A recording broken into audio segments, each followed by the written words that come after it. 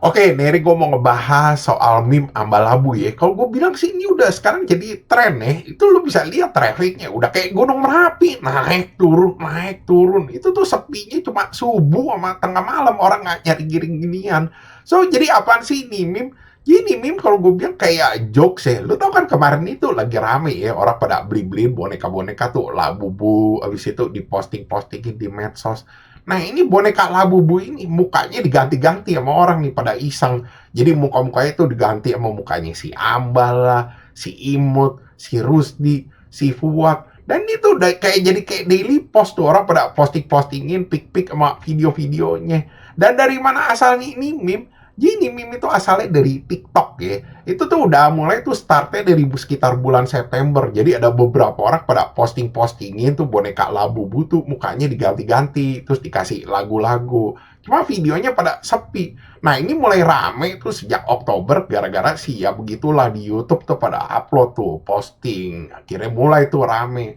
Nah ini yang bikin makin gila ya, gara-gara tuh si pendekar nasi tuh. Dia bikinin tuh sampai berepisode-episode, udah kayak Skibidi Toilet anjing. Bener-bener, tuh videonya juga yang nonton juga pada rame-rame. Akhirnya orang mulai pada notice, nih apa nih ambal-labu. Ya udah mereka mulai deh ikut-ikutan posting-postingin. Terakhir gue lihat juga beberapa anak semut lele juga ada yang posting-postingin beginian. Ya udah, akhirnya jadi kayak sekarang dan nih orang pada demen yang gini-ginian. Ya sekarang sih makin gila ya kalau gue bilang ya. Jadi banyak orang tuh yang jualin merchandise gitu loh. Ada yang bikin keychain itu jadi akrilik bening tuh. Habis itu tengahnya dikasih picture ambal-labu ini. Dan itu dijualin itu di toko-toko. Dan gilanya lagi, orang ada yang pakai aja, kadang gue lihat anjing belum dipakai begini di tempat umum. Ada juga tuh bonekanya dia dibikin lah boneka-bonekanya terus mukanya digantiin pakai HVS glossy, pakai muka-mukanya orang hitam. Ada yang paling gila tuh itu bener yang paling stres gue bilang ya. Dia ngejualin action figurnya jadi bisa bayar request 3D printer. Nah itu mukanya lu boleh request dah orang hitam jomok mana yang lu mau pakai ke dalam itu action figure. Nah cuman ini nggak lepas dari kontroversi ya. Jadi banyak fans-fansnya Labubu sama fans-fansnya K-pop nih pada nggak seneng. Kan lu tahu sendiri Labubu ini rame gara-gara K-pop. Jadi mereka pada bilang nih apaan coba orang pada posting-postingin kayak begini. Kayak kesannya tuh kayak pengen ngatain mereka, ngeledekin mereka gitu. Jadi nggak jelas menurut mereka gitu. Jangan-jangan gue mikir nih ntar lama-lama jadi konflik nih anak-anak meme sama anak-anak K-pop starternya di sini. Terus kalau dari segi konteksnya ini meme apaan? Sebenarnya konteksnya ini meme tuh kayak jokes ya buat ngeledekin, ngatain tuh yang orang tuh kemarin tuh semua pada posting-postingin gitu loh. Mereka beli boneka Labubu terus dikasih lihat harganya juga yang mahal-mahal. Akhirnya orang-orang pada iseng nih, pada jahil gitu loh, ngeledek-ngeledekin orang gini dengan cara dimulai deh ditarik ke dalam meme-meme jomok gitu buat ngeledek-ngeledek. Ya akhirnya udah jadi meme jomok dah sekarang. Itu kemarin juga ada yang PM gue ya bilang katanya, bang bahas tuh soal ambal-labu si monkey business.